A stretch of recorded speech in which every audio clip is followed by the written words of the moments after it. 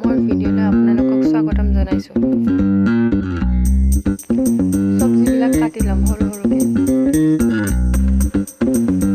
জিৰা, ধনিয়া আৰু নহৰু কেইটামান বটি ল'ম।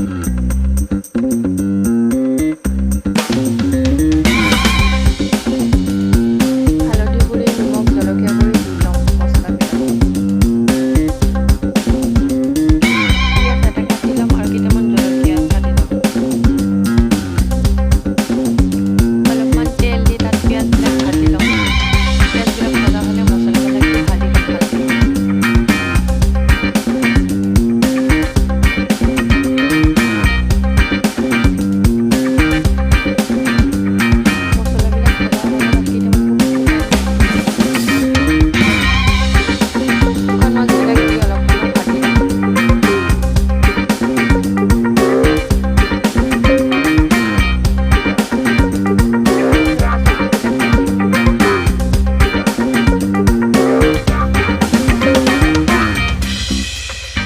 চব্জিবিলাক দি অলপ সময় ভাজি ল'ম।